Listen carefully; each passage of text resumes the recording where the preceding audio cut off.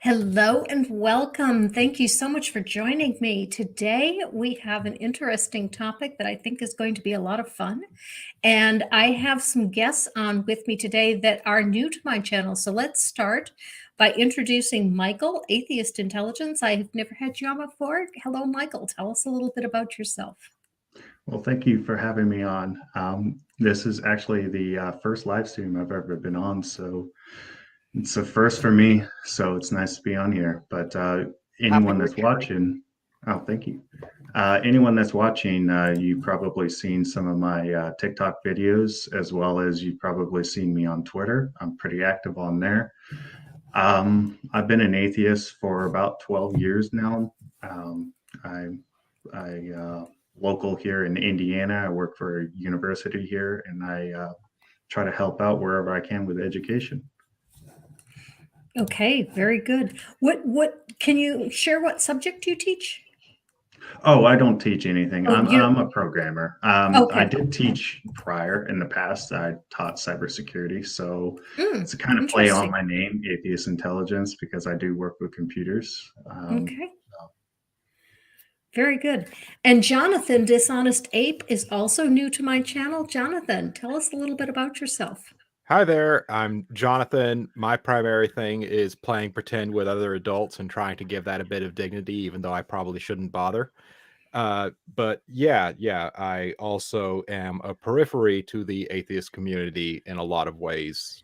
Well, the atheist YouTube community in a lot of ways, and show up on other people's channels to talk about things. I don't talk about this sort of stuff on my own channel, but I have incredibly strong opinions about it, so I piggyback on everyone else's. Okay. So on your channel, what kind of subjects do you usually address?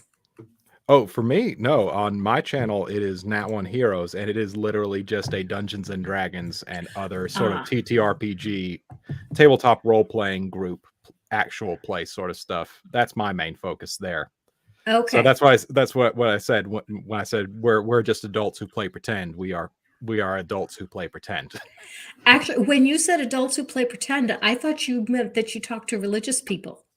Oh, no. But it does give me an insight into playing pretend with them. Oh. Taram says computers are only as intelligent as the person using them. Yes, problem exists between keyboard and chair. Yeah. I took computer programming at Technical Institute, and my instructor said that computers can just do things really fast. So the only difference is it'll make the mistake you told it to 10,000 times before you can stop it. That's true. Computers don't make mistakes. It's the programmer that made the mistake. Mm-hmm. When I was an undergrad, only computer majors were allowed to use the computers on campus. Huh. That's interesting. But what kind of computers were you working with back then? They were mainframes. Oh, okay. It was 1979.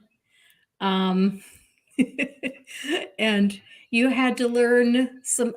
I had a roommate who was a computer major, and she was taking Cobalt and Tran something. Fortran, yeah. And, she was talking about all the computer languages that they had to know. Yeah, it was kind of weird. Yeah. I was in the same era. I was at the Technical Institute in 82 and 83. So we were programming on UNIVAC 9030s. It's funny. This is the difference. I literally just completed my master's, and I literally would not have been able to get my degree without computers. But during the time frame you're talking about, my degree would never involve them. Yeah. Interesting. Yep. And now at this point, everything I learned is completely useless because the technology is going bad so fast. Oh, you think that's bad? My daughter told me, she started medical school in 2000. Let's see. She graduated from high school in 2007. So she started medical school in 2011. And she said by the time she finished her residency, most of what she learned the first 2 years of medical school was already obsolete. God dang. And of course, Dr. Ben say something similar. Well, that's something else. Oh, and that's something you'll see in programming classes nowadays. They don't even teach out of books. It's mainly just Google it. If you can find it online, that's where you get your resources from. And Purple, as always, it is wonderful. It is always a pleasure to have you on the show. Thank you for coming today. Oh, always love being here. Anytime you'll have me.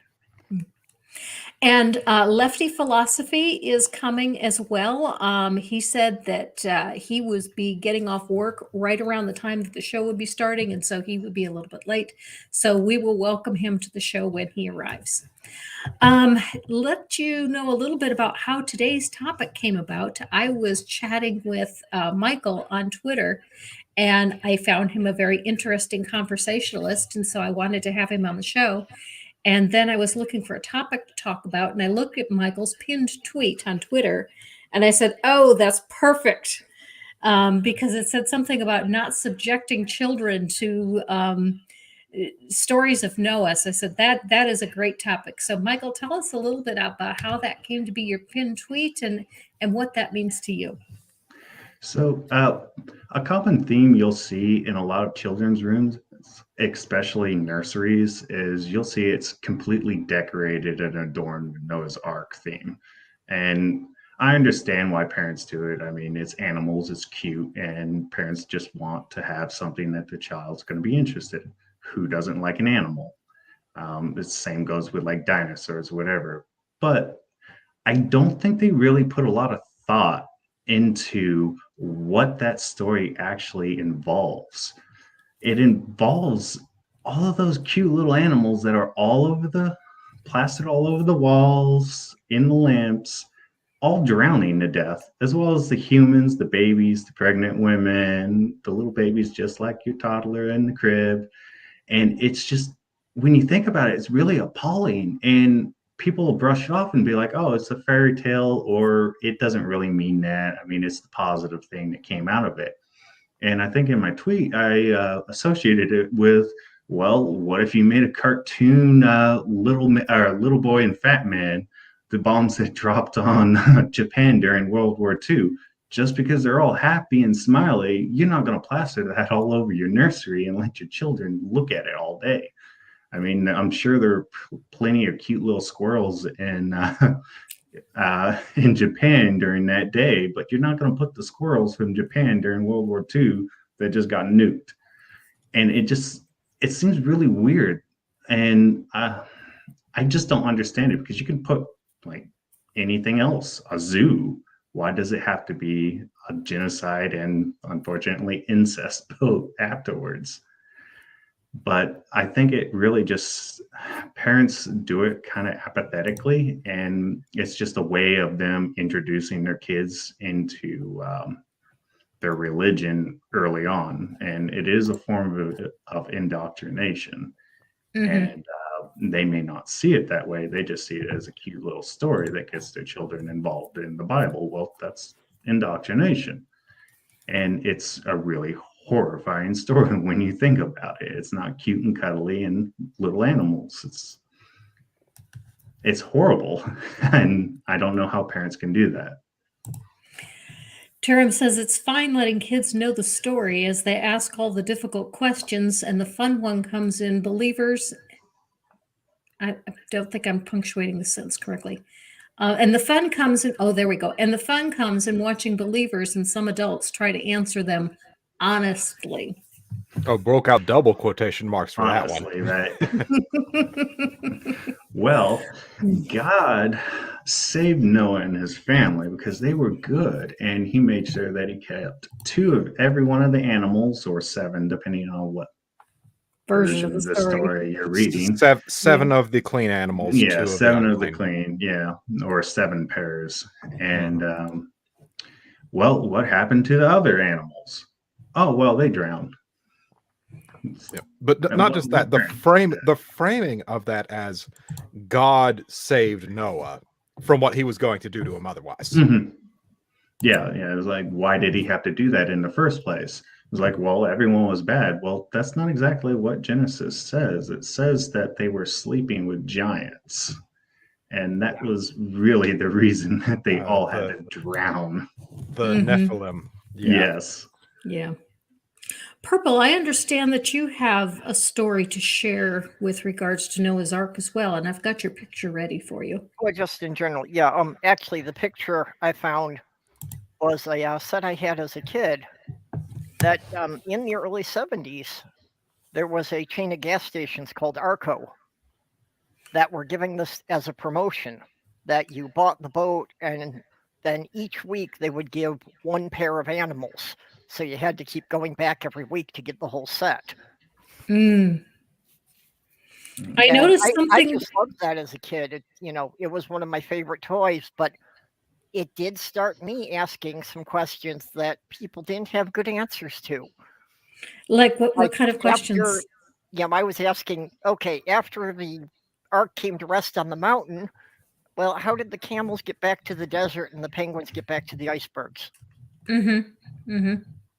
And Did that's you when ask? I was like 9 years old. I was asking that, and I was like, yeah, the answers weren't real good. Did you ask the fact that there's 2 male lions there? That may be Yeah. a little difficult to breed them. That's a common mistake that I do in those kids' sets.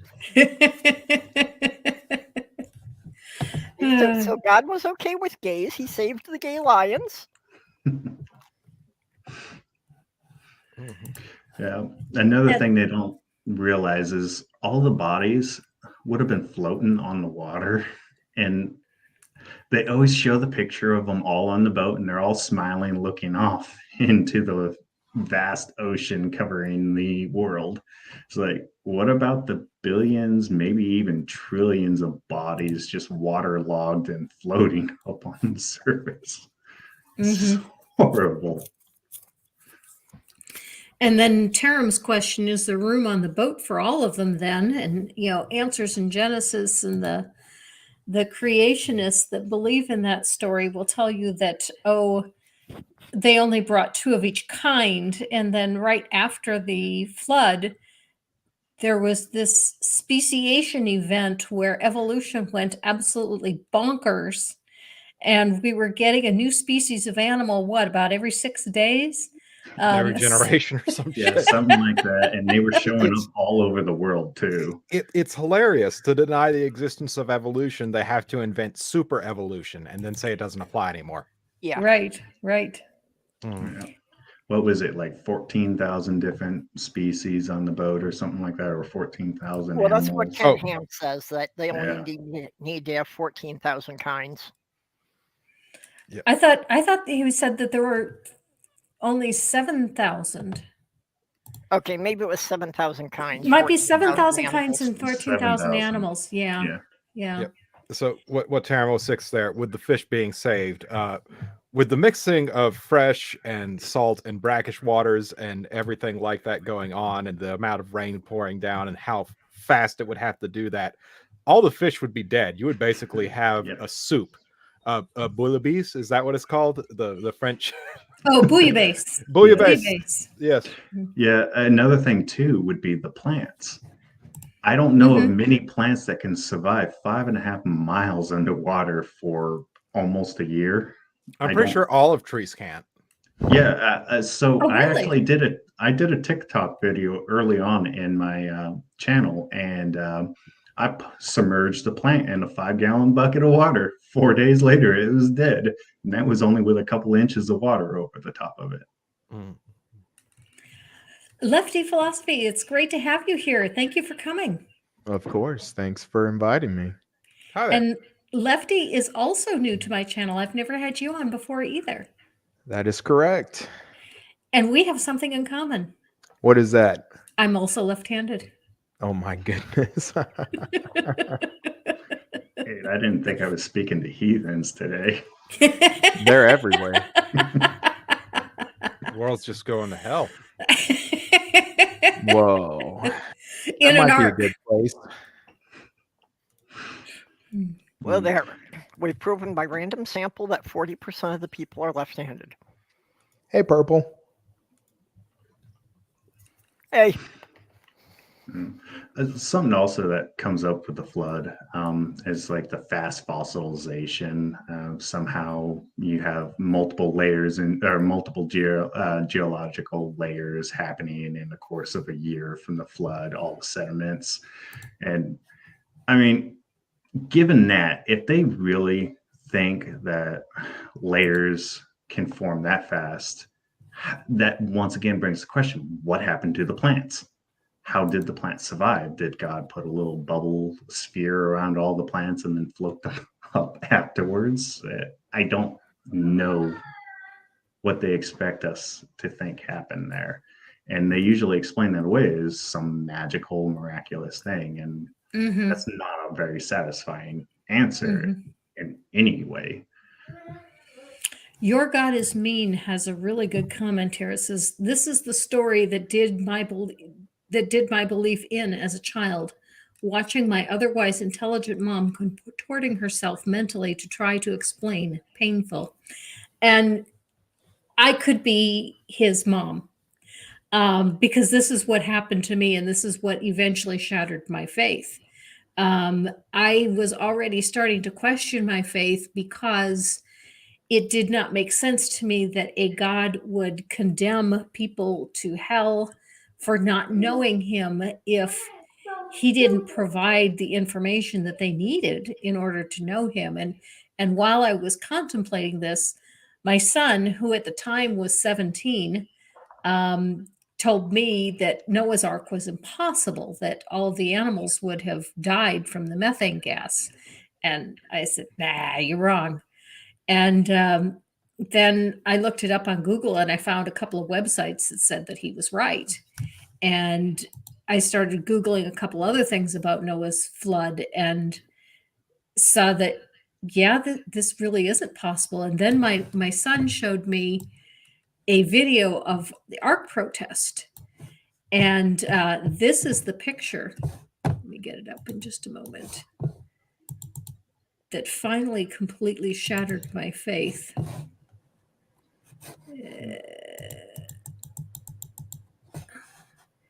And why I wanted to bring it into this show.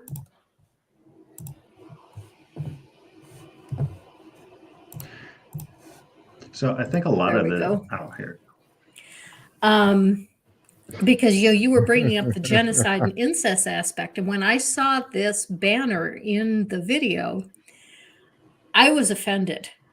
I said, Right. come on, that is going too far. I mean, that's not what it is. It's not a genocide. It's just, God fixing. okay, it's a genocide, but there was no incest. It was just, I guess there was incest, wasn't there? Yeah. And that was the moment that my faith broke. Yeah, I would have been definitely offended by that when I was a Christian too. I Yeah. was a super fundamentalist. 100% of the Bible was inerrant.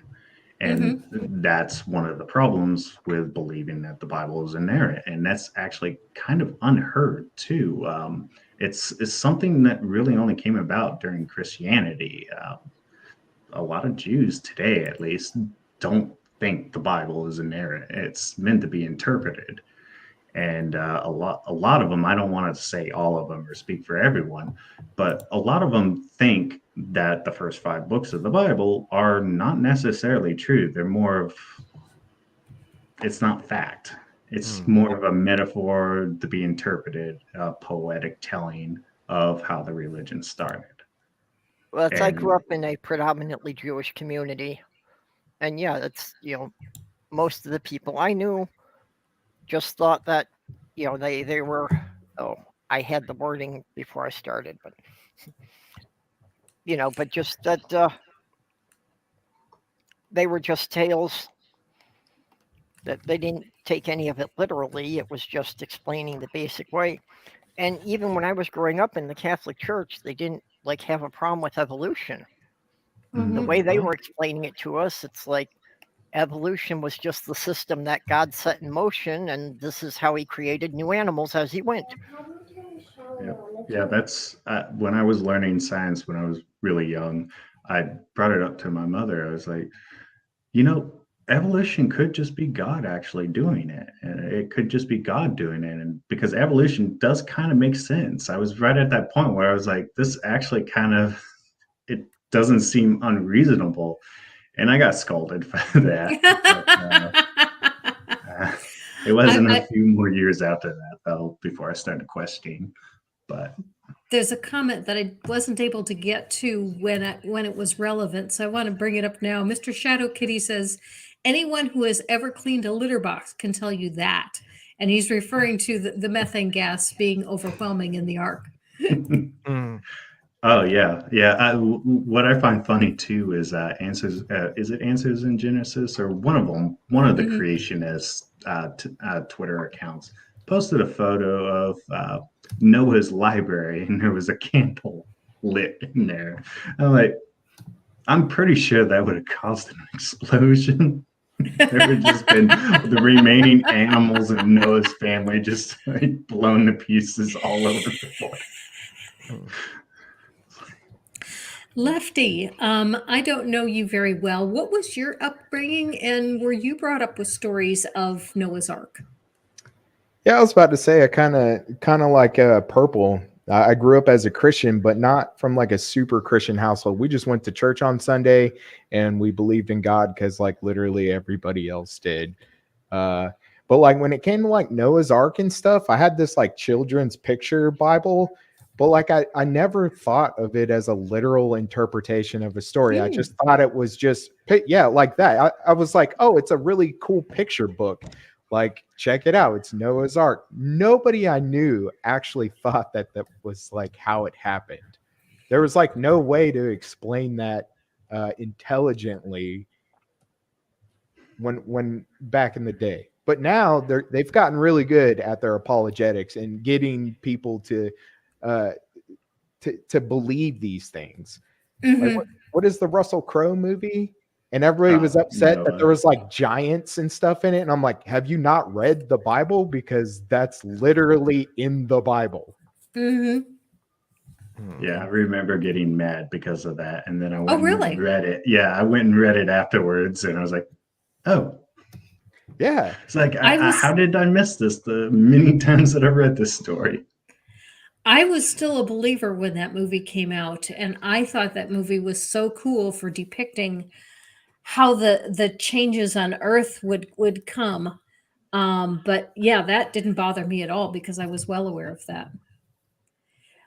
Drew Harrison says, in Christian school, I was told that the stars were indeed millions of light years away, but God wanted us to see them, so he made the light between here and there to show us his glory. Well, yeah, that reminds me of a physics teacher I had in college. He had us write a essay about how the Earth wasn't, or how we knew the Earth wasn't 6,000 years old. And well, I was like, oh, he's a physics teacher. Okay. And I was like, well, the stars prove that the Earth is not 6,000 years old because we see light from stars many light years further than that. And he marked me down a letter grade, and he's like, how do you know he just didn't make the stars show up? This is a science teacher.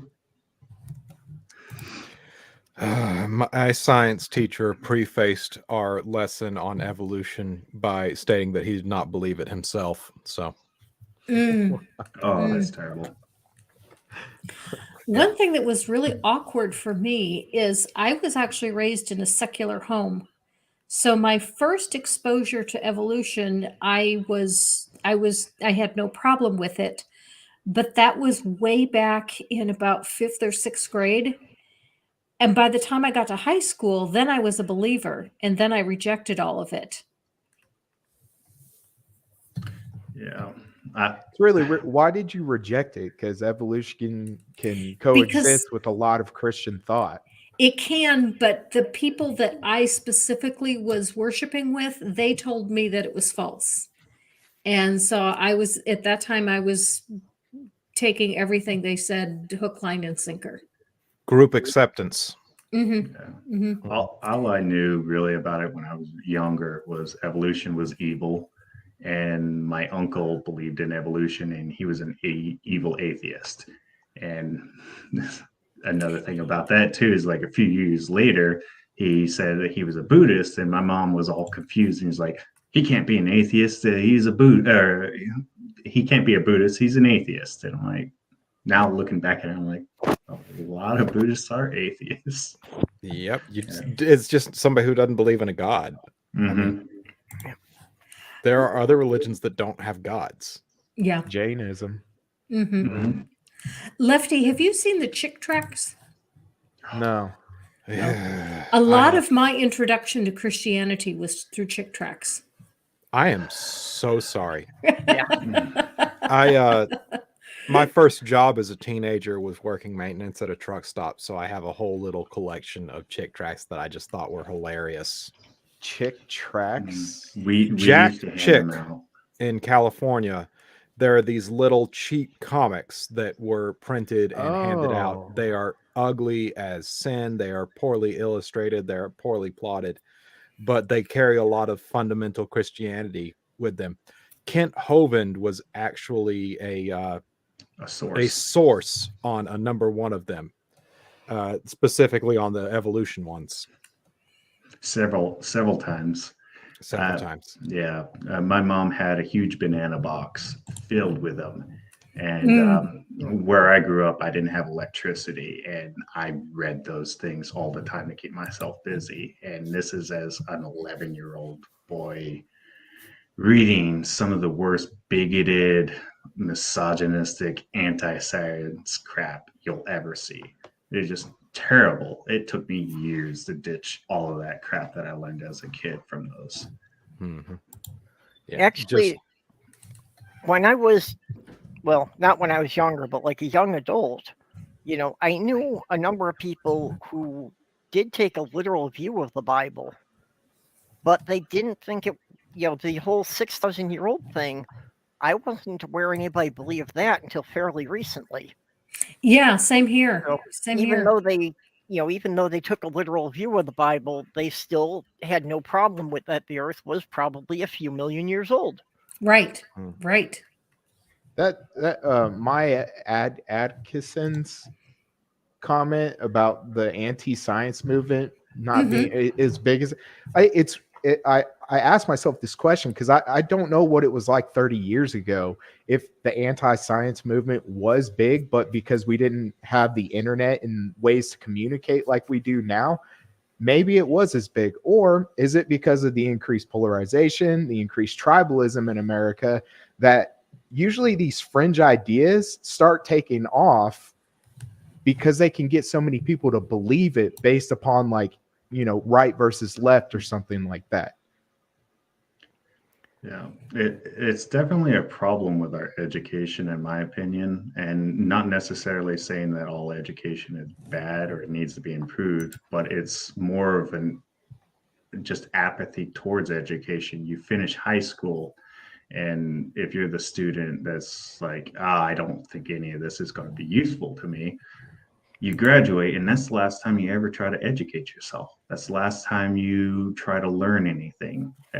And you don't try to actually learn the science. You're not interested in that stuff anymore. And I think that needs to improve. But what irritates me is how many people are proud of that attitude that they have towards education. Yes. And then are offended at the idea that they might be idiots. Yeah. I was actually insulted, or I guess it was an insult. Somebody called me college educated or something. Oh, you're probably college educated. I'm like, that's an insult today? Because all colleges are controlled by liberals. Oh, yeah, definitely. Yeah. Except for Liberty University, also known as Lynchburg University. So, you know. Is PragerU or university? No. I mean, we could have it's obvious PragerU isn't, but we could have a debate on whether or not Liberty University is actually a university. Or Bob Jones.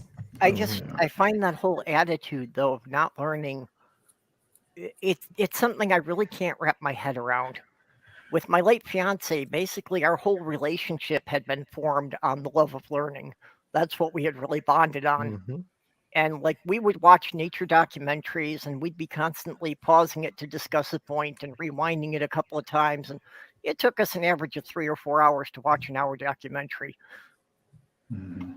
Yeah, it's where's the wonder? Where's the wanting to question anymore? And that's Yeah. one of the bigger things that I find problematic with religion is it teaches you that you should trust an authority and not question. And if you have the most docile religion out there, that is the one thing that you're always going to come out with is not wanting to question authority. And that really hurts your sense of wonder. Mm-hmm. Mm-hmm. Well, and I grew up watching Wild Kingdom and Jacques Cousteau, so just the fascination of all the different animals there are out there, and just how incredibly weird and alien some of the animals are. I was over the weekend, the Easter weekend, I was out with some of my family, and my aunt's partner, she works for special needs, and she brought some of her clients over. And one of the guys that she was watching was very talkative, and he was going over basically everything about animals. He knew more about species of animals than I did. He was just naming stuff left and right. And then he got to a particular wasp. I forget which species. And he's describing it. And then he's like, I don't know why God made this. And I'm just like, I don't want to say anything because I don't want to like ruin his sense there. But he just stopped right there. And he didn't actually, if he actually didn't have that authority, well, God made this wasp, he would have actually gone and looked into it more and been like, well, it's because of evolution, and that's how evolution works. It's Right. part of the selection process. That's why this wasp is a terrible, mean creature. Yeah. What you- Just it's kind of funny you should mention that, because learning more about animals and learning how they behave and learning what they add to the world and themselves, that's part of what cemented me as an atheist. Just looking at that and going, nothing in its right mind would ever create this. I mean, take a look at the Suriname toad. The Suriname toad gives live birth out of its back. It is one of the grossest things you will ever see. And I can't for a second believe anything would intentionally create that. Oh no, there's a particular wasp that will go and lay its larva Oh, I know what you're talking about. inside a caterpillar, and then they will hatch out of the live caterpillar. As Yep. well as if you've ever even watched hyenas eat a live animal.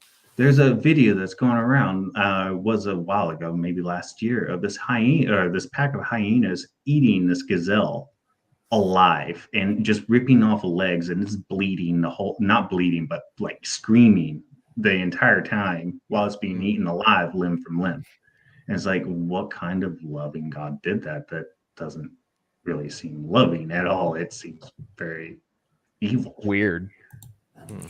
That Yeah, was okay. I'm actually fairly new to the atheist community. I have not even been an atheist for 3 years quite yet. And one of the biggest things for me as my faith was shattering was I was really afraid of what is this going to do to my view of nature? I'm never again going to be able to go out and enjoy the wonder of, wow, God created all of this. And when my faith finally shattered and I went outside, went for a walk, and I started thinking about how everything evolved, it was mind-blowing. It was, as you were describing, it was like a whole new world just opened up to me, that now I could study all of this and not have to shield myself from the portions that didn't agree with my faith. And it was just the strangest experience to suddenly realize that it isn't limiting at all. It's freeing. Yeah, you'll hear it from people that are like, oh, I didn't come from any monkey. And they think that that is somehow degrades our experience in life. And when you come to think of it, no, we came from like just molecules reacting chemically. And then over the course of millions, billions of years, we developed into several different species and we survived the odds. How is that not awe-inspiring as opposed to, poof, you exist? And here, let me create you a partner, give me your rib. How is that more awe-inspiring than evolution? How is evolution less dignified than genocide and incest? You also live and coexist with millions of bacteria and stuff inside of your body that help you process things. Like, you're not just a human being. You live symbiotically. Symbiotic. Yeah, with other creatures inside of you. Like, Yeah, you have if to God share had your created all of that, molecular why properties. would you still need these other creatures inside of you? Yeah, we're Sorry, basically being held together with bubble gum and paper clips, and it's like, oh, we're perfect creation. I was like, no, we're not. But God's We're in all that bubble gum and paper clips. My eyes would like a word with you. Yeah. Yeah, like the eye is the most complex thing or whatever, and you got Kinham wearing his glasses. Well, and if we're supposed to be the pinnacle of God's creation, somebody's got to explain to me how a salamander or a frog can regrow a leg, but I can't regrow the fingers I truncated in a power saw. It's very true. It's probably the same reason Jesus won't heal amputees. Yeah. Or how other animals can survive in extreme cold and heat, but like we would literally die if it wasn't a certain temperature. Yeah. And it's like, what is it? Like 99.9999% of the universe is inhospitable to us. Well, even just how much of the planet, to start with, 3/4 of it is ocean. We can't survive very long in the ocean. Ocean, and we can't even drink it. This is incredible. Alias Fake Name says, my daughter's mom pulled her other kids out of public school to go to her church's school. She called last weekend to tell me that her sister's teacher told them that no one actually went to the moon. We've got flat earthers teaching in schools. Somehow that church doesn't schools, surprise me for a church school. Yeah. Private schools don't need, their teachers don't need an education or a degree or certificate. You can hire somebody off the street to. Yeah, but I would have thought that they would have been better than that. I didn't think they would sink that low. Yeah, it's why Kent Hovind can claim he's a doctor. Yeah. And that he taught people. I'm really suspicious of religious-led schools and religious-led homeschooling because I'm going to be honest, I don't think it should be a thing. Yeah, a proper education is kind of detrimental to religion. The more I understand there are a lot of highly educated doctors that are religious, but the one thing that they have in common is they're able to separate their faith from the science. Yeah. But when you have schools that are actively teaching people that evolution is a controversial thing and you should know the alternatives to it, the creation science or intelligent design, I'm very suspicious of that. They don't want to educate. They want to just tell people what to think, not how to think. Well, and it's also why I think Ken Ham is basically just a grifter. Because, he wants to sell all of his homeschooling materials. So he's got a huge business invested in this whole thing of making sure that people follow the literal belief in the Bible. He's got alimony payments to worry about. Have y'all seen Jesus Camp? Are you talking about Ham or Hovind? They're both kind of bad, but Ken Ted Hovind is the Haggard. sleazy one. It's I called thought Purple said Ham. I'm It's called sorry. Jesus Camp. Y'all should thinking of watch it. Is that one of is that one of Ham's things? Is Jesus Camp? No, it's a documentary about a Christian conservative summer camp that people send their kids to, and it is incredible what some of these kids are taught. It's not a conversion therapy thing, is it? No, it's more like literal indoctrination of fundamentalism, and like they have I think it was Obama was president, and they had statues of Obama where like they would curse at him and call him the devil, and it's really interesting but crazy at the same time. Wow. And it's That a is summer interesting. camp for kids. Yeah. So I never went to Christian school, but I was actually homeschooled most of my life.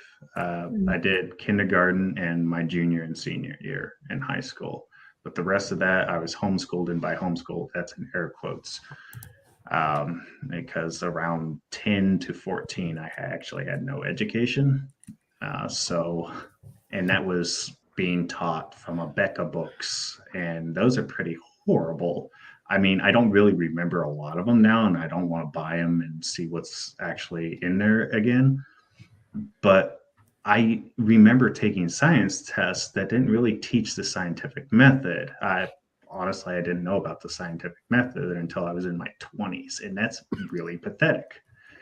And I was just taught to learn facts, and it was bad facts too. And I never really found anything interesting about science because of that. Because once again, you didn't have that sense of wonder or sense of wanting to question things. It's just, the Earth is this. The Earth has this much gravity or this much mass or something like that. I don't remember the crap that I was taught, but Well, it if you took kind of me- if you Oh, kind go of ahead. think about it, though, like I enjoy philosophy, and one of the things that philosophers get to do is when all of their work is taken care of, they have the ability to sit back and wonder about stupid things like what is right and wrong, right? Mhm. Now, if you're given all of the answers, you don't have to wonder about them. All you have to do is work. Like where the Protestant work ethic comes in. You don't need to sit around and wonder why the sky is dark. You already have the answer, so just work. Mhm. Yeah. Well, Yeah, philosophy would have. Oh, go ahead. No, the problem just comes in when you start trying to put the answers side by side and realizing that they don't line up together. That your answers to different questions wind up contradicting each other. Mhm. It's like the sense of like, is it wrong to steal? And well, you'd be like, well, God says it's wrong to steal. So yeah, it's wrong to steal. And it's like, that's not really an answer. It's like, is it always wrong to steal? And it's like, what if you're starving? Is it wrong to steal then? I mean, I know the Republican answer to that would be, well, get a job. But, It's well, one of my good friends is a pastor here at a church, and he invited me. He was running some group where he wanted people to get to know their neighbors and people in their community. And he actually invited me as an atheist to come speak to this group. And he was like, hey, if y'all have questions, I'll do like an interview type thing. And it was like 20 people in this room, and it was really interesting. And one of the questions was, how do you know what is right or wrong? And I answered that by basically stating, like, what if God said killing babies was okay, and that had been the way it was forever? How would you ever know that killing a baby was wrong? Well, in at least one part of the Bible, God says it's perfectly fine to kill the babies of the other people. Yep. True. If they're male and Mhm. several Or places. if they're just the firstborn. But that was like Or one of those boys. things that like it's like a universal thing that like killing babies is kind of bad. And they just never thought about like, well, what if God had always said killing babies was right? I wouldn't have a moral compass because I would just kill babies because I thought that was right. Yeah. Did the people surrounding Noah, have like a long period of infertility before the flood, or?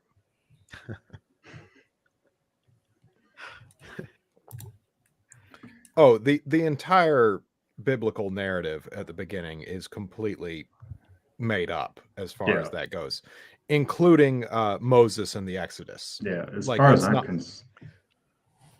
as far as I'm concerned, the first 5 books of the Bible are mythology. There's nothing real in there. There might be real names of cities, and that's about it. A real name of a king. I mean, we know that there was a guy named David at one point who was a pretty big deal, and that's all we know about him, like factually. Mhm. Yeah. Yeah, we do have artifacts of the house of David, and that's about all. I know a lot of like the kingdoms or the 12 tribes of Israel is kind of over exaggerated. And by kind of, I mean a lot. They were most likely very nomadic and a lot smaller, but I'm not a historian, so I can't really put too much information on that. But it's not what the Bible says were there. Well, and that's Huge like force. some things that the total lack of archaeological evidence is telling. You know, like Mhm. when they wandered around in the desert for 40 years, why have we never found any campsites of these thousands and thousands of people who were living out there for 40 years? Yeah. And And the thing desert is, wasn't even that big. the thing Certainly is, a 6-day Jewish travel. campsites as archaeological sites are incredibly easy to identify because Mm. you don't have pork bones in the trash pile. Like that's just the number one indicator right there. Well, It's kosher trash. it's Kosher because trash is a good Satan phrase. hid it all. Okay, Satan hid it all. That's all you need to know. All the evidence was hid by Satan. Satan carved their regular beef bones into like dinosaur bones and hid them in Mhm. other places. That's Yep. where he got his raw Mm. material for hiding that. Yep. And this is one of the things that kept me in the confirmation bias of believing the Bible for so long, because in my early period of learning, one of the things that really shaped my thought was Josh McDowell's Evidence That Demands a Verdict. And one of the statements that he makes in there is that no archaeological find has ever disproven anything in the Bible. Because that's stated as a negative, it is a very difficult claim to verify. Without having the internet, how do you go about finding something that would disprove that? I mean, you can't go to the library and ask for books on what has not been found in archaeology. If he had specifically said, we found this, this, this, I could go to the library and look that up in a book. But saying, we've never disproven anything, I had no way to verify that. And I accepted that as true. And I believed that for 40 years. I'll give you a quick one: the pyramids of Egypt. That is one of the things that finally was what got through to me was when Aaron Ra said, historically, we know that the flood didn't happen. And it suddenly occurred to me that, yeah, in every history course that I've ever taken, we never had the prof saying, okay, and then all humanity went extinct for 100 years, and then the civilization started up again. It didn't happen.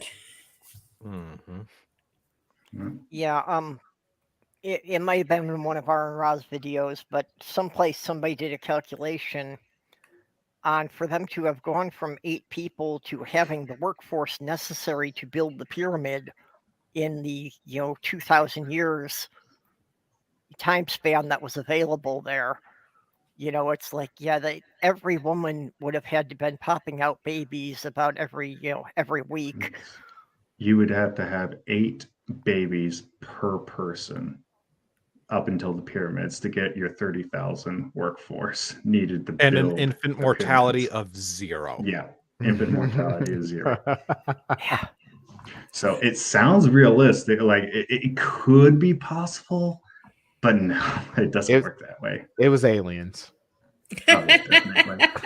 Well, also too, the pyramids were built with limestone rock quarried nearby, and limestone is fossilized animals. So where did those animals come from? I mean, they didn't come from the flood. You couldn't have had that many that all fossilized during the flood. So where did all those rocks come from? Actually, that's exactly what Ken Ham says. He claims that every fossil that we find is all from the flood. Yep. Yeah. These are such strange hills to die on for Christian believers. Like, there are it's a so shame many. they're not dead. There are so many great arguments for Christianity, and they want to focus on these ones that like really don't make any sense. And it doesn't Ken matter. Ham, I'd like Ham to has made clarify. the story even more difficult to explain because he insists that there were dinosaurs on the ark. Yeah, I'd like to clarify really quick before I get clipped out Oh. and people say that I was wishing death on all Christians. I was specifically talking about Kent Hovind and Ken Ham and those snake oil salesmen. But Yeah. sorry, No, that but- purple. I know that's my okay. mom was very furious because she believed that in Turkey they found Noah's Ark hidden under the ice, and you could somehow see Noah's Ark in the ice, but they wouldn't allow any of us to dig it up and find it because they were obviously not Christians, yeah. and they didn't want the Bible to be proven. And I believed this for a while. Sadly, My way brother too still long. maintains that they found it on that mountain. No. You know, One thing- they have found Noah's Ark no less than 3 times in my lifetime, I think. Mhm. Mhm. They actually found it in the Crusades plenty of times too. During the Crusades, the knights would go and build little ark monuments, and a lot of them were actually uncovered rather recently. And yeah, it's like, oh no, these all date back to when the Crusades happened, and they were looking for it too. Yep. And you know, we've got enough pieces of the one true cross we could build an ark with it. One of the things that I was so terribly disappointed with was when Matt Powell moved down to Dinosaur Adventureland with Kent Hovind. Oh god, yeah. I realized, Kent was getting near the end of his ministry days. He's getting up there in years. And Eric and he have split off, and I thought, good, Dinosaur Adventureland will be no more. We're going to see the end of this. And then Matt Powell moves down there with him, and I thought, oh gosh, he's found himself a disciple. Yeah. Well, I'm glad. I learned a lot from Matt Powell. I learned that during the Civil War we found pterodactyls. So Yeah, I honestly wonder if Kent is going to end up abusing him like he abused his own son, though. I That's think a it's good virtually question. certain. I think Matt is actually in physical danger being down there. Yep. And I don't particularly like the guy, but I'm not wishing that on him. Matt Powell can be pretty abusive himself. Yeah. I heard him go. I heard someone's got a video of him going off on one of his church members. Well, maybe I do wish it on him a I little didn't bit hear then.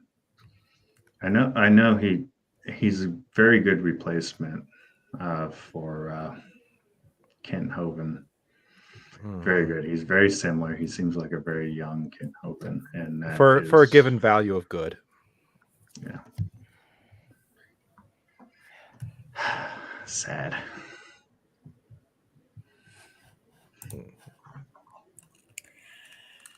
And it is likely that Ken Ham is getting ready to retire as well. He's been giving some signals that he's getting ready to retire. They've kind of been restructuring some of the personnel over at Ark Encounter in preparation for him leaving. But why would they retire? Why would you retire from the work of God? I think he's going to be doing just fundraising from now on and turn Oh. over the rest of the work to the next generation. Yeah, A know he big gets part stopped of it. doing live shows. Yeah, a big part of it is to be able to mentor them while you're still there and get them going and feeling of taking over and being in control before you're completely gone. Does the Ark Encounter actually float? No, Building. no, it's had flood damage. Yep.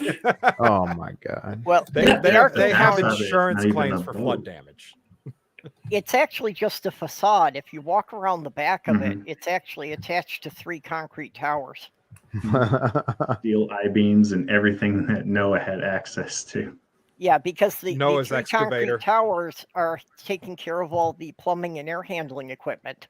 Yeah, Noah's forklifts. Well, it Mhm. turns out the legendary gopher wood happens to be steel, so that's what Yeah. Noah used.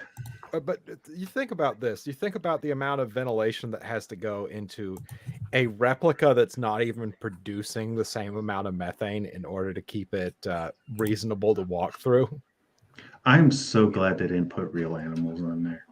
I mean, it would have been fun to watch it fail, but at the same time, that would have been just animal abuse. Oh, you would have had Mhm. animal rights groups losing Well, that's their why shit. they couldn't, Yeah. because even Kentucky has some laws about zoos, and they couldn't meet the requirements. Mm-hmm, mm-hmm. It's like you look at a zoo, and what do you have? Maybe a couple hundred, maybe tops 1,000 animals, and mostly all small animals, and that's run by how many people? And you try to give them as much space as you can. You try to have more enclosures and fewer cages. Zoos have changed a lot in recent years, and I'm happy about that. Yeah, and even then, you come to some of the enclosures, and you just like, oh, I'm so sad for these animals. They have like an acre to roam. You know, like how many acres did they have on the boat? Mm-hmm, mm-hmm. Yeah, that's the whole idea of the 8 people taking care of all these animals. Because I have helped out mucking out a barn that only had 4 horses. So Oh, yeah, And one of those something- people that was like took 8 200 people years all old. day just to do that. 600. 600. 600, whatever. I No, knew it he was was super 600 when the old. water started. Yeah, it started when it was 600.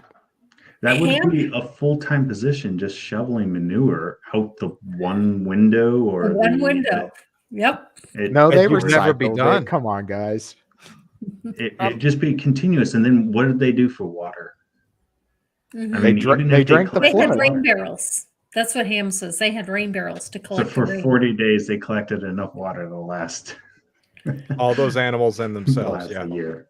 See, but it doesn't have to be, it just has to be believable, and it has to be true enough. It doesn't have to be true to get people to follow it. But the thing Mhm. about it, it has to be believable. You can get that one of two ways. You can either improve the story itself, or you can make people more stupid. And the second one seems to be the homeschooling idea. That seems to be what's behind that. But you can't improve the story because the story was written by God. And I'm sorry, stupid is not the word I should use there. Keeping people ignorant. Ignorant, Yeah, that's kinder. It's kinder. It's a very harsh word, but that's the best word to describe Well, as ignorance. It's their goal is to keep them ignorant. And Children especially. I think have heard another- an interesting take on the age thing. That somebody was saying that they used to use a lunar calendar rather than a Right. solar calendar. Mhm. So that Mhm. actually, if you take that when they're saying like Noah was 600 years old, they're actually saying 600 lunar cycles. So you divide that by 13, and it comes out that he was only about 45 when he built the ark, and that starts to make sense. Yeah, it's like Methuselah was only maybe 87 or something when you do it that way. The problem with that, though, is it really destroys the timeline of young Earth creationists, because now you don't have a 6,000 year Earth. You have a much younger Earth, and 6,000 is barely possible to Yeah. fit every little bit of our history in there. I mean, you can't even really do it, but if you don't really have any kind of education, it makes sense. But no one is clueless enough to believe a 4,000-year-old Earth, and Yeah. there's something terribly wrong. But the I thought it was 6,000-year-old 6,000 they Earth were was arguing just for. that was Well, something that was come up with by some bishop who added up the number of generations in the Bible. Mhm. Well, So yeah, that's people weren't assuming that living- you've got an accurate count on exactly how many generations there have been since Adam. Yeah. And that's assuming that Adam lived 930 something years, Noah lived his hundreds of years, Methuselah lived his hundreds of years. When you Wait, so is calculate the Earth that, actually 6,000 months old? Hey, how do I get to be That makes 600 sense. years old? But when you put it that early, and then you put, well, the flood happened this many years after Adam, that puts the flood story happening in 300 BC. So that's during Alexander the Great, and you know that can't happen. So that's why a lot of the young Earth creationists refuse to admit that people lived normal lifespans. Mhm. Mhm. What did you ask, Lefty? I don't remember. Oh, okay. It's okay. All right. I'm not used to live streaming, so if I cut you guys off, just tell me to shut up. Yeah, but I don't no, remember. this whole story and telling it to children, telling it to children as a tale that's supposedly specifically meant for them is strange and weird, and I would venture to say not good for the children, not good for Mhm. them to hear justifications of genocide from their parents. So it's a I redemption mean, story for we- everyone. We do that a lot, even outside of religion, though. Just take a look at American history, Yeah, like how we teach that in schools. It's not necessarily like what happened, but the washed version of what happened. I fight against that with my niece and nephew where I can, the American exceptionalism myth and stuff like that, because the American exceptionalism and the Christian nationalism thing seem to go hand in hand, and when you fight against one, you fight against the other. It just ends up being what happens. And our country did some terrible shit. Just we've got genocides on our hands. Mm-hmm. Yeah. And even with like our founding fathers, they were pretty smart, great for starting the country, but they were misogynists and they owned slaves, most of them. Rapists, even. Yeah. Mm-hmm. But do you see how like that structure carries on outside, and we have adults that can believe myths and stuff even outside of religion? Like when you ask, no, it's a good point. how can you teach children that? It's like, well, we teach children that like in many areas. Mm-hmm. Jonathan, you just really hit something that is, I that I've been kind of working on for a couple of weeks now. There is a group called the Genocide Project, and they have a collection of signs. I can even bring them up because I've got a bunch of them that I have prepped for a live stream I was going to do, and then I had to delay the live stream because the guest that started it all got sick. But all of these signs are heavily redacted. I did all of the redacting of these signs. This was on the college campus where my son goes to school. And I'll have to bring them up one at a time. I hadn't planned on doing this, but you've given me an incredibly good idea. Hold on, I gotta go, everybody. But thanks for having me on. I appreciate Okay, thank you for meeting coming, all, Lefty. Yeah, thank you. Thank you. Appreciate and you. I will see y'all around. Okay. Maya's dropping the truth in the chat there. Okay. But yeah, our country was founded on slavery and genocide. Oops. Okay. And I was talking earlier with Godless Granny. I'm not too far from most of the prominent civil rights museums. Between Atlanta and between Birmingham, I can go to most of them because a lot of the movement started around here because it was terrible down here. So yeah. Anyway, okay, this is what was on the campus where my son goes to school. There's one. Let's see. Is that related to CPC? What's CPC? Crisis Pregnancy Center? Center? Probably, but the group is called Genocide Project.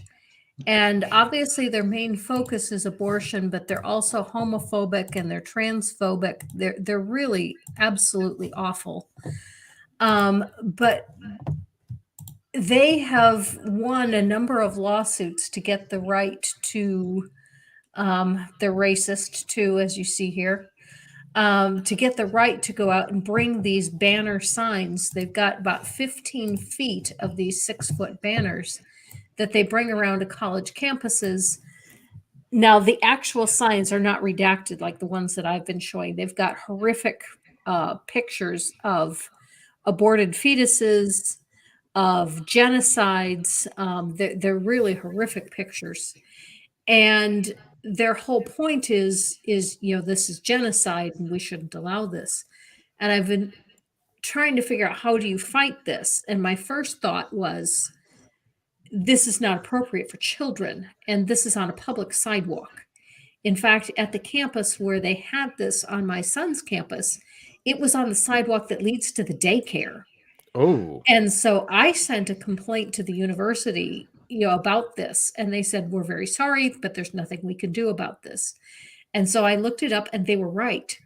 That there was a court case in California specifically on the topic of what can be shown in public that is insensitive to children. And basically, anything that can be shown as free speech, you can't prohibit just because it's inappropriate for children. And then on top of that, this particular group sued the University of Indiana to have this display at the Bloomington campus, and they won. Bloomington tried to block this group from coming. They didn't want them, but in Indiana University lost, and they were allowed to come and bring all these signs. I thought, how do you fight this? And Jonathan, you hit on it exactly. You bring the genocide and incest park signs and say, if you're really against genocide, then get rid of that stupid Bible.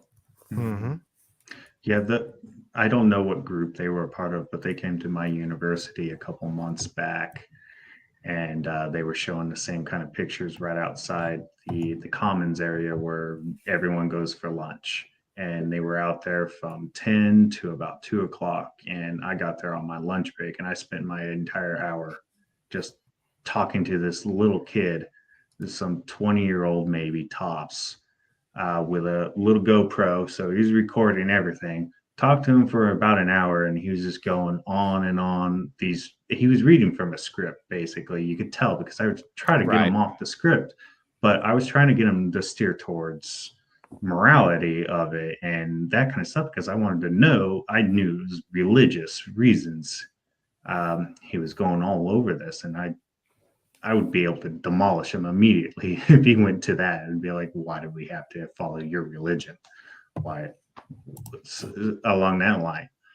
But it's weird, because it was some 20-year-old kid, and I masturbation came up at one point, and I mentioned that to him, and he just started blushing, and I'm like, you can't even talk about your own sexuality, and you want to control what a woman does with her own body. And yeah, I don't understand it at all. Why?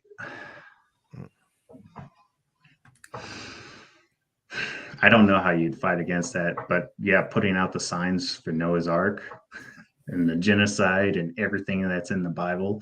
One of my favorite ones to reference is Numbers 31.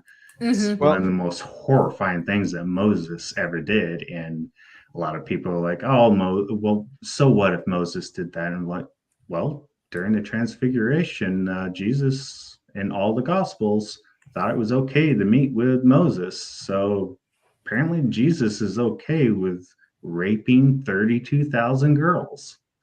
Yep. Enslaving and raping 32,000 and girls. Murdering their entire families. Committing multiple forms of genocide under the Geneva Convention, actually. Wasn't Moses dead by then? Isn't that during the conquering of Canaan? No, Moses gave in the Numbers, he instructions was for alive. it. Okay. Yeah. Moses gave the instructions to do it. Okay. Yeah, that's right. Because that's in Numbers. I always thought that was in the conquering of Canaan, that was Joshua. Talking 31, about 17, 18. the free speech thing, one of the biggest tricks I've seen done is to make right wingers regret the existence of free speech and the platform they're using it. Like when you had the 10 Commandments being displayed, like going by and having the Satanic Temple put up a statue of Baphomet, I think that was pretty good as far as getting them to stop. Yep.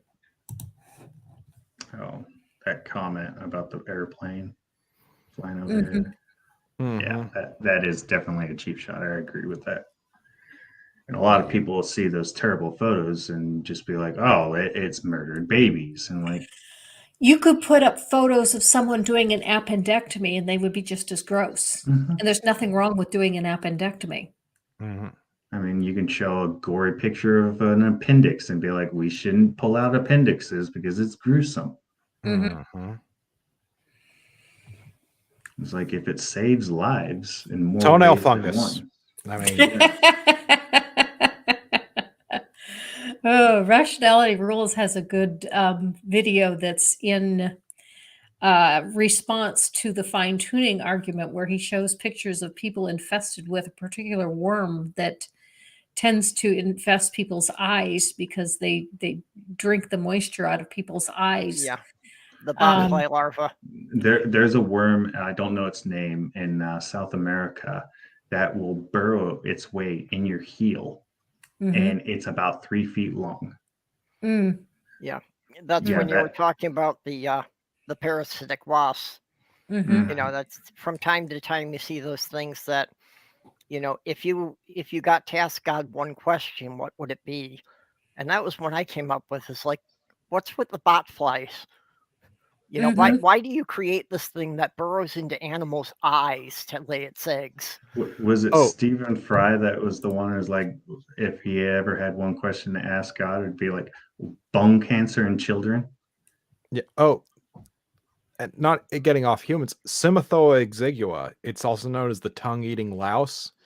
It is like this parasitic crustacean that will eat the tongue of other fish, not other fish, but fish, Oh yeah, and attach itself to the stump and just ride on it the rest of its life. yeah, it will take the place of the fish's tongue, Mhm. and it will Yeah. just live there the rest of its life. And you know, you tell people about this and they'll say, well, you know, stuff like that happened because of the fall. And how does a creation event happen because of the fall? Like, how did things get created because things went bad? For I using our brains, we're punished with the most horrible things possible. Yeah.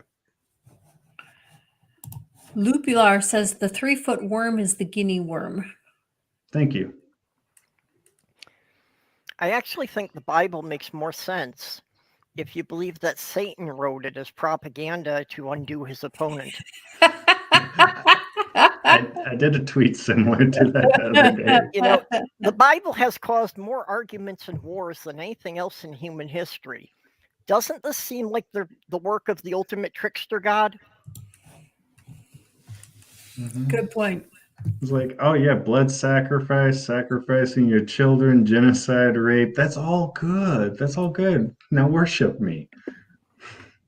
Worship me or I will kill you and murder your children. And I love you. And I love Mhm. you. What was Just it, George like Carlin? the most abusive husband to ever exist. Yeah, it's a domestic violence, is an abusive partner. That's what it comes out to Yep. be. And I mean, that isn't a reason not to believe that it exists, but it brings kind of a paradox there. It's like all loving, all good, yet is willing to torture you. That doesn't raise a red flag there. Yeah. I mean, if anything, I mean, it doesn't disprove the God, but it disproves the loving God that you're being told. Oh. And often you clean it with pigeon blood, or doves rather. Yeah. You break open their little necks and spread it all across the tent. Mm-hmm. Shake a little bit of Magical pigeon ritual. blood and you cure leprosy and everything too. What's really weird is that God couldn't tell the difference between the Hebrews and the Egyptians without some pigeon blood to show him the way. Oh, that was the lamb's blood. Lamb's blood Oh, over that's the mantle. right. Yeah, Yeah. yeah, lamb's blood. Yeah, but still, why did And God not just need blood to tell him the difference between his own not people? just the firstborn, like the firstborn Egyptians, because there was also the firstborn cattle and stuff like that. Mhm. God couldn't tell the difference between his people and a cow.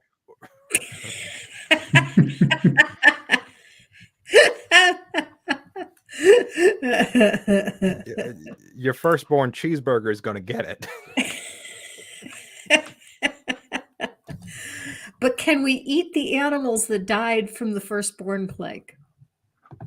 I don't know. If something just randomly falls over dead, I don't think I want to eat it. That's a valid point. If you don't know what it died from, it might be contagious. Now, if it's got like death's scythe like stuck in its neck, I might consider it. Like that's a clear and present cause.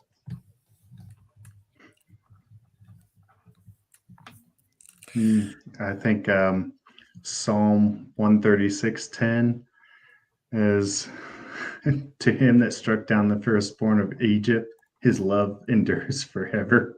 Mhm. It's like the one who killed a whole bunch of children, he's Yeah. loving. Did you But he did did you it ever see lovingly. It was a loving death. Did you Yeah. ever see DreamWorks Prince of Egypt? Hmm. I I think haven't. part of the reason what made that so good is that as a movie, it was willing to lean into the horror of the whole situation. Like the angel of death is legitimately terrifying in that movie. Hmm. I like South Park's version of it. Where What the episode is pharaoh that? like, I'll need to watch this. oh, it's the Chupacabra one or whatever. And yeah. Cartman's the little pharaoh's firstborn son, and the pharaoh's like, "Oh no, God is loving. He would never kill us." As people's heads explode and everything.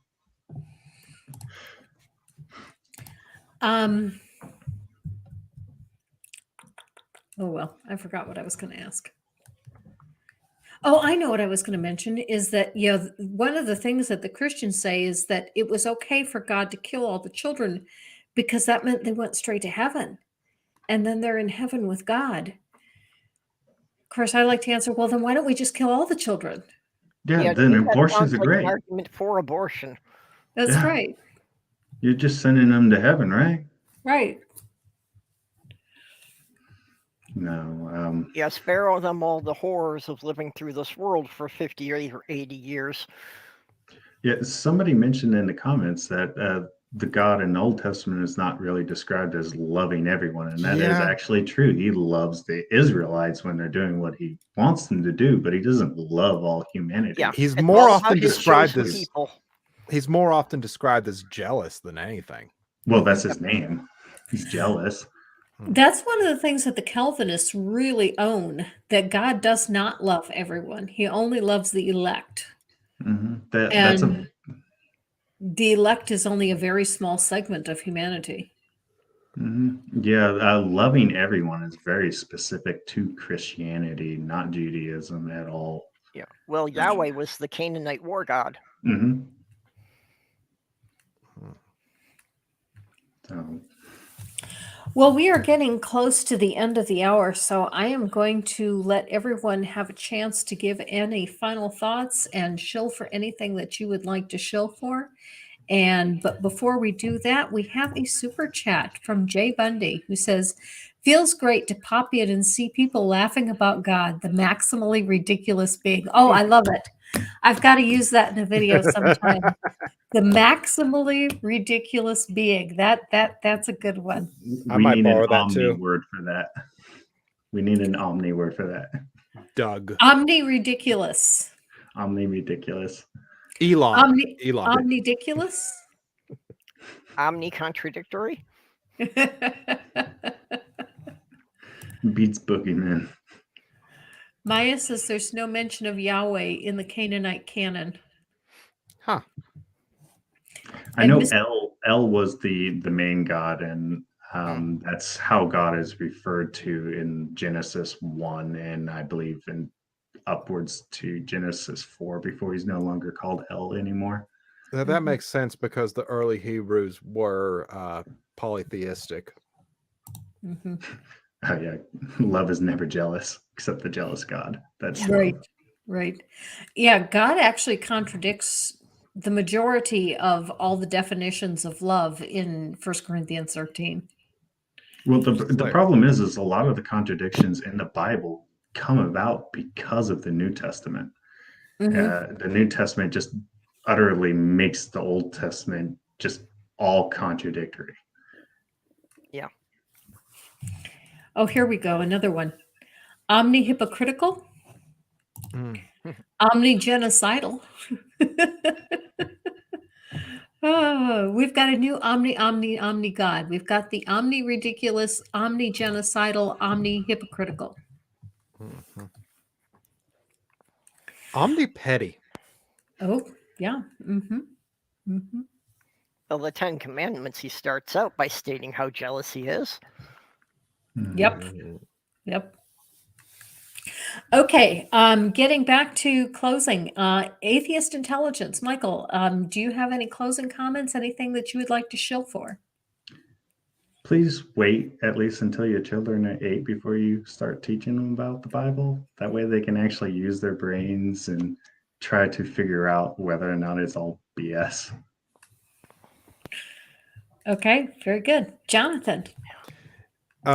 So I am Jonathan. I am one of the dungeon masters over at twitch.tv/Nat1Heroes. If you tune in this Sunday, student Dr. Ben will be the dungeon master, and he will be running Rhyme of the Frost Maiden, which is a Wizards of the Coast adventure that they have out that's pre-generated. It's still a lot of fun. It's still meaningful to us, but I alternate Sundays with him.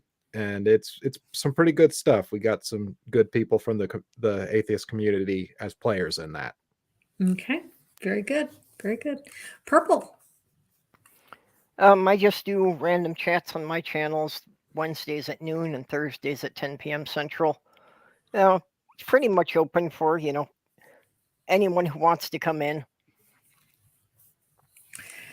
Okay, and what I have coming up this week for the produced video, I am responding to Off the Curb Ministries, something that I had never heard of before. It was recommended to me by one of my viewers, and I'm responding to a video of his entitled Oprah Winfrey, This Is Why You Must Never Mess with God. And next week for the live stream, we are having the Jenny special. We will have Jenny, and Jennifer. And we're going to do an all Jenny show. And I don't know what we're going to talk about, but it should be good because we'll have Jen with one N, polymathic Jen, Aunt Jur, who's Jennifer, and of course, the lovely and ever lovable Jenny Morgan. So make sure you tune in next week for the all Jenny show. And thank you so much to all of my guests for coming. Thank you so much to the chat. You've added a great deal to the show with your questions and your comments. It's been absolutely lovely. And thank you all, and live your life. Thank you. Thank you for having me Thanks, on. John. Thank you much.